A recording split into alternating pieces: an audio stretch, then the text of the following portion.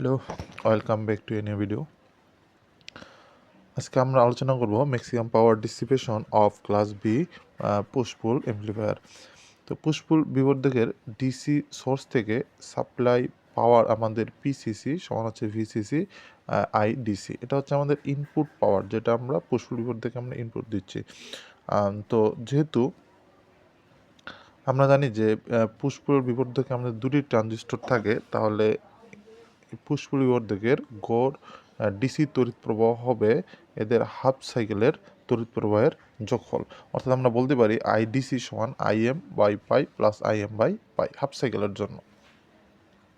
তো সাধারণ যোগ করলে আমরা পাবো 2IM বাই পাই। এই 2IM বাই পাই এর মান যখন আমরা আইডিসিতে বসাই দিব তখন আমরা পাবো 2VCC IM বাই পাই। এখন এই পুশ পুল বিবর্ধকের যে লোড রোধ আছে সেখানকার স্থানান্তরিত পাওয়ার যদি পিএল হয়, তাহলে আমরা বলতে পারি পিএল সমান IRMS square into RL prime. এখানে RL প্রাইম হচ্ছে আমাদের লোড রেজিস্ট্যান্স। তাহলে আমরা IRMS সমান আমরা জানি যে IM/√2। আমরা এটা প্রমাণ করতে পারি, আশা করি প্রমাণটা জানো। তো IM/√2 স্কোয়ার সমান RL প্রাইম। এটা দিয়ে ক্যালকুলেশন করলে আমরা এই লাইনটা পাবো, অর্থাৎ এটা সমীকরণ 1। এখন আমরা জানি যে মোট পাওয়ার অপচয় বিষয়টা হচ্ছে আমরা যতটুকু ইনপুট দিলাম আমরা তো সম্পূর্ণ আমরা আউটপুটে আমরা সেটা পাই না, আমাদের কিছু অংশ তাপশক্তি হিসেবে বের হয়ে যাবে, অপচয় হয়ে যায়, পরিবেশে ছড়িয়ে যায়, যেটা আমরা ফিরে পাই না। তাহলে মোট পাওয়ার অপচয় কতটুকু হবে? আমাদের ইনপুট পাওয়ার মাইনাস হচ্ছে আউটপুট পাওয়ার। ইনপুটে আমরা পিসিসি দিচ্ছিলাম আর আউটপুটে আমরা পিএল পাচ্ছিলাম। তাহলে পিসিসি মাইনাস পিএল, আমরা যদি পিসিসি এবং পিএল এর মানটা এখানে বসাই দিই তাহলে আমরা 2 নম্বর সমীকরণ পেয়ে যাব।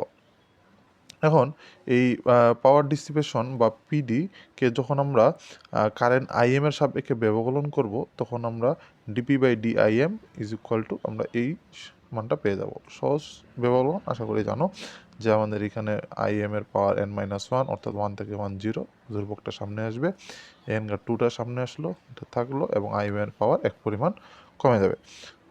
আশা করি এখন আমাদের সর্বাধিক ক্ষমতা অপচয় যে শর্তানুযায়ী সেটা আমরা বলতে পারবো যে DPD by DIM is equal to 0। তো ডিপিডি বাই ডিআইএম এর মান বসে আমরা এখান থেকে আইএম এর মান বের করলে আমরা 2VCC ভাগ পাই RL প্রাইম পাবো। এখন এই আর আইএম এর যে মানটা পেলাম সেটা আমরা 2 নম্বর সমীকরণে যদি বসাই দিই তাহলে আমরা পিডি ম্যাক্স সমান আমরা বলতে পারি ভিসিসি ভাগ pi into 2VCC pi RL prime minus RL prime by 2 into 2VCC ভাগ পাই RL প্রাইম স্কোয়ার। তো এখান থেকে সাধারণ ক্যালকুলেশন স্কোয়ার করে দিয়ে একটু সাধারণ কাটাকাটি করলে আমরা পিডি ম্যাক্স সমান 2VCC স্কোয়ার ভাগ পাই স্কোয়ার RL প্রাইম এই মানটা পাবো। এটা হচ্ছে আমাদের সমীকরণ 3। এখন যেহেতু ভিএম সমান আমরা জানি যে আইএম ইন্টু RL প্রাইম, তাহলে এখান থেকে আইএম সমান আমরা বলতে পারি VM divide by RL prime. এখন লোডে আমাদের সর্বোচ্চ পাওয়ার পিএল ম্যাক্স তখনই হবে যখন আমাদের আউটপুট ভোল্টেজ ভিএম সমান ভিসিসি হবে। তাহলে সমীকরণ 1 থেকে আমরা পাচ্ছি যে PL max equal to half IM এর মানটা বসাই দিছি, আমরা ভিএম সমান ভিসিসি স্কোয়ার ক্যালকুলেশন করলে এরকম পাওয়া যায়। তাহলে এখন 3 থেকে আমরা পাচ্ছি যে PD max is equal to 2VCC square by pi square RL prime.